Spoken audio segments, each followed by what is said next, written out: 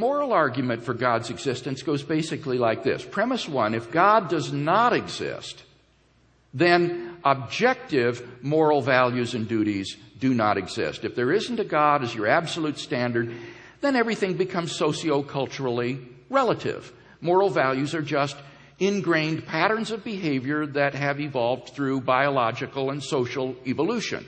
So if God does not exist, objective moral values and duties do not exist. Premise two, objective moral values and duties do exist. Some things are really wrong. Rape, torture of a little child, molestation, hatred, cruelty are really wrong. Similarly, love, generosity, self-sacrifice are really good.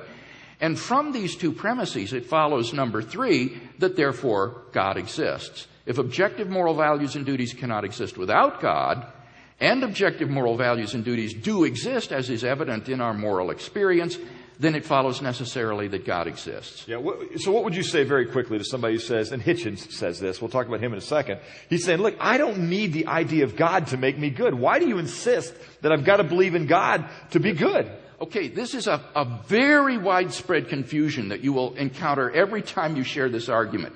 The argument is not that belief in God is necessary for morality. The argument is that God is necessary for morality. The existence of objective moral values and duties doesn't depend upon your belief in them. They exist independently if they exist.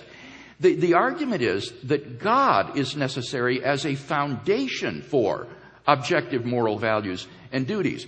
But if God exists, and there are objective moral values and duties, then they exist independently of whether you believe in them or not. In particular, they exist for the atheist because they don't depend on whether the atheist believes in God or not. These are objective realities.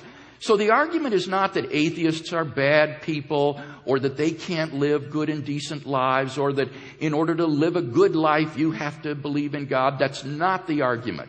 The argument is that in order for objective, mind-independent moral values and duties to exist, you have to have a foundation in God. And isn't that where the discussion goes? If you reject the idea of God, and we therefore reject, even though I say there are some, I don't need God to be moral, but the question then becomes, well, what is moral? And I might have a list that doesn't match up with yours. If we reject this foundation for morality, and the foundation is just what I in my gut think is right, because there are those that would say that, for instance, sexual morality is part of what you, because you have a foundation of theology and God, believe. Yeah. But I'm telling you that's repressive, it's puritanical, and it's unnecessary. And so I still have a morality. My morality is different than yours because my base is different. Well, see, that person is affirming the first premise, that if God does not exist, then objective moral values don't exist. It's person relative. You have your code, I have my code. What he's really denying is the second premise, that objective moral values exist. He says they're person relative or person dependent. But notice when he says, that's repressive, that's intolerant, that's wrong, he's affirming the objectivity of those moral values, tolerance, open-mindedness, fair play.